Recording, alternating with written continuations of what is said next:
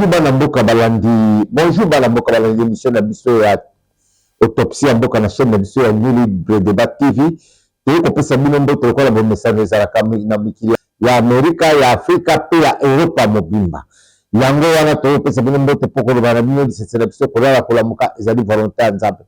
Ezali volontaire nzambe yango wana nangonga oyo ba bazupe na ofele bakumisa nzambe. Pour mingi nangonga oyo basili kokota bisika malili bisika malamu te. Mais nanga toujours pe na ofele.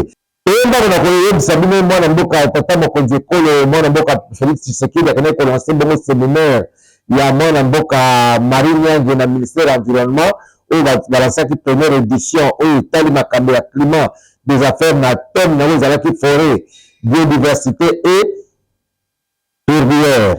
Yango wana tata mokonzi akende kolancer yango bokolanga bilili bokolanga discours na ye ndenge alobaki na discours ya mwana mboka Marie Nyange ndenge alobaki na moi exposition bana basala ki makambo etali climat makambo etali forêt makambo etali crédit carbone makambo nyonso to wana bokolanda yango ndenge elekaki bien cérémonie wana ezali kolanda pendant du 27 au 30.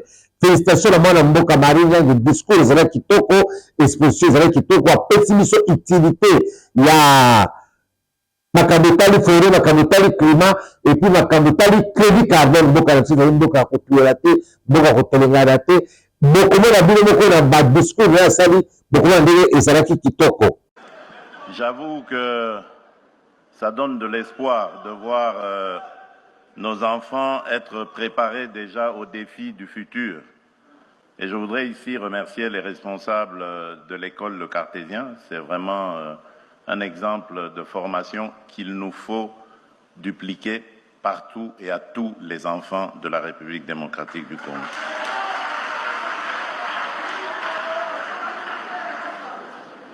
Honorable président de l'Assemblée nationale, honorable président du Sénat ici représenté, Madame et Messieurs les membres du Conseil supérieur de la magistrature, honorables députés et sénateurs, Mesdames et Messieurs les membres du gouvernement, Excellences, Mesdames et Messieurs les ambassadeurs et chefs des missions diplomatiques, Mesdames et Messieurs les représentants des organisations internationales, distingués invités, Mesdames et Messieurs, c'est un immense honneur pour moi de m'adresser à vous aujourd'hui à l'ouverture de la première semaine nationale du climat, un événement déjà historique, porteur de vision et annonciateur d'une nouvelle ère pour notre nation.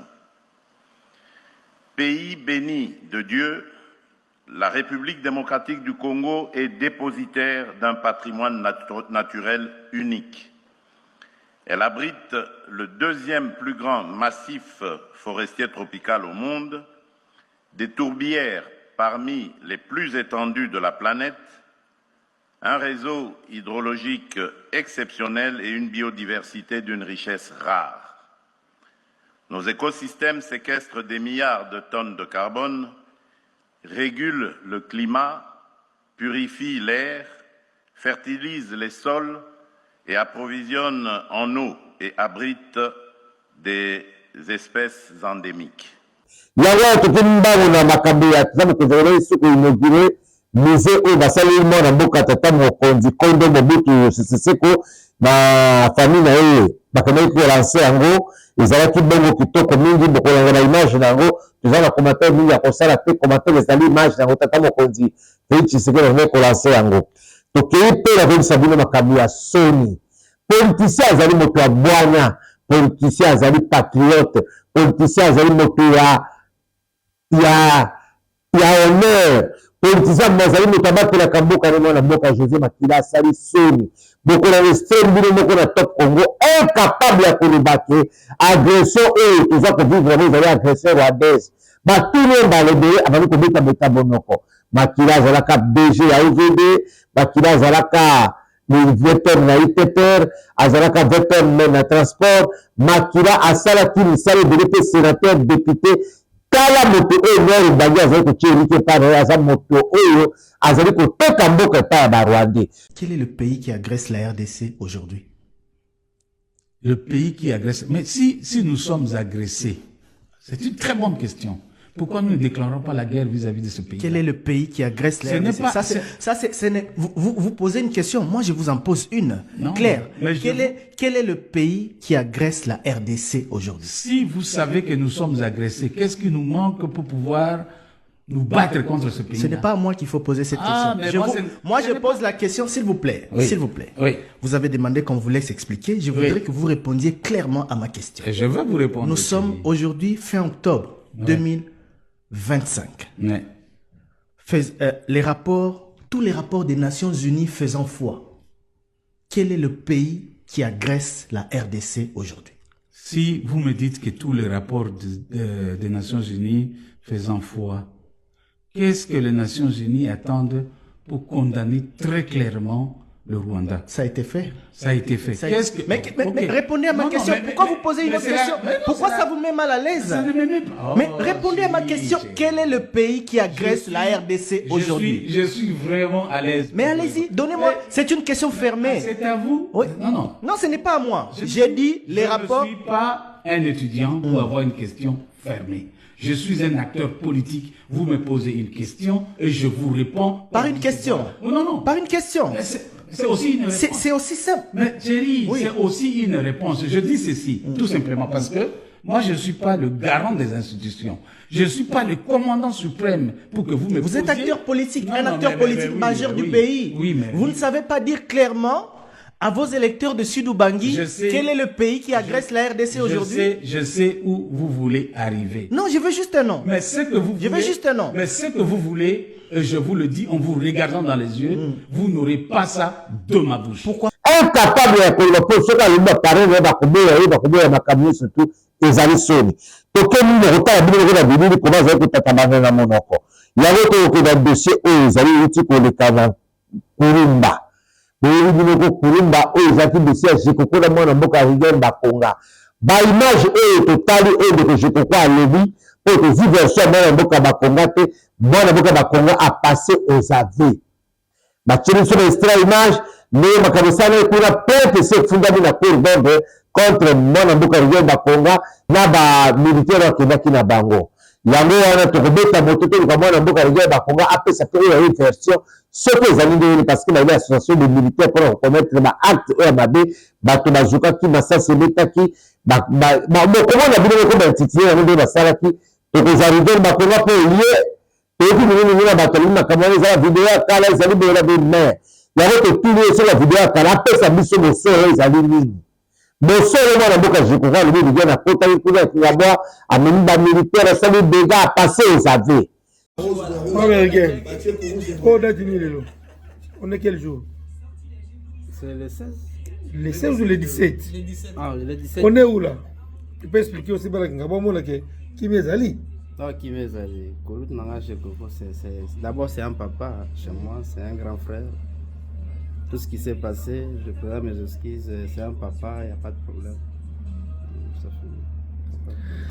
fait... Mala Kingabwa, je suis avec le Rigel Bakonga. En tout cas, ouais, lobi, moi, papa na ya sengi pardon et petit Karabongo, tout le monde a invité Manabiso, tout ça. Merci beaucoup. Il y a la justice militaire, ils allaient poursuivre, ils allaient pour nous cailler. Comme ils allaient députés sur Bakana qui est les avis flagrance. Est-ce que la mbele qui de flagrance nous a la caca? Bota la biri, mbele dans l'événement de kaki, dans le ya sala qui vidéo à conseiller la pardon, ils allaient pour la moto à passer aux aveux. Il y a eu bon amour carrière Bakonga, pour nous cailler, mais monsieur, ils allaient pour ya, payer à pour le bani, une version dans les avis, nini.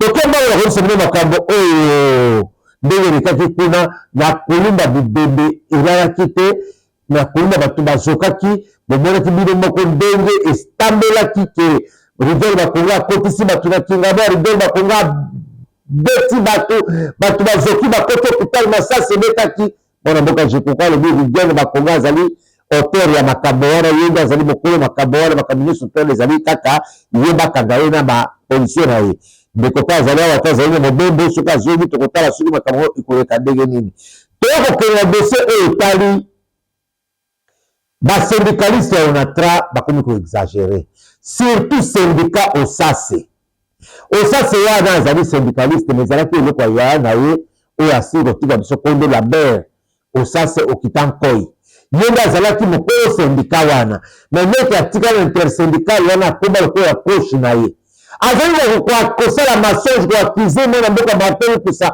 oyo ateki ONATRA na MCT eza contrat ya gouvernement ezali contrat ya Martin Lukusa te ezali misala oyo elingi ya korenforce ONATRA mpe ONATRA aza na concurrence ya makasi barenforce ONATRA mpe ONATRA ekoma malamu osase azalaka na lokuta moko boyebi ya Armand osase te ye susi na ye te Lukusa na ntongo soki alamuki asala ye bona paye afuta ye mbongo akamata bandeko na ye atia ya misala nani osase Armand c'est un menteur auteur ya bamensonge ebele mpona osase Armand il faut que détruire société wana ekoma na poche na ye ndenge Lukusa azali bâtisseur ndenge aza kotonga ONATRA ndenge aza kozongisa ONATRA osase alingi yango te bino bokotala comportement ya osase bokotala témoignage ya baningani basyndicat mosusu lokulungu azalaki mpe asyndicat wana alongwaki aye kozonga azalaki na kwilu aye kozonga alobi eloko oyo osase azali kosala ezali eloko esalamaka te c'est bipole osase ezali style na ye soki alingi asenga mbongo to asala dega il faut asala oyo motema na ye elingi soki alingi asala eloko il faut asala oyo moyino na ye elingi mpe babanga ye na ONATRA akamata ONATRA atia na poche na émission eza koya tokopesa bino baimage tokopesa na pembeni ya basyndicaliste mosusu wana bayebisa bino comportement ya osase ezali ndenge nini osase ezali nde moto ya lokuta moto ya chantage moto ya mabe osase alingi viser ya chef de l'état esala te na ONATRA babenga na Martin Lukusa batia bato oyo bakozala na poche na ye yango wana tozali kodénoncer comportement ya osase masonge eleki mingi mpe mbango yakoyisa bino makambo oyo ezoleka na assemblée lelo nde union sacré kokota réunion mpo badeside nani akozala candidat unique obie bakokende na primaire bie akosala ndenge nini boye bino moko ezalaki 12 candidat bacandidat biso bazali komérite te biso bazali bacandidat ya baproblème yango wana balobaki ekende mpa tata mokonzi azali moto azali démocrate akotaka na makambo wana pambapamba te bokotala bino moko tokopesa bino na pokwa résultat wana bakoyeba nani aleki oyo batie ekozala Boji ekozala Mboso ekozala Jean-Marie Kalumba to ekozala Willy Mishiki bokolanda yango bino moko na pokwa boyini ekozala mpona lelo tosuki wana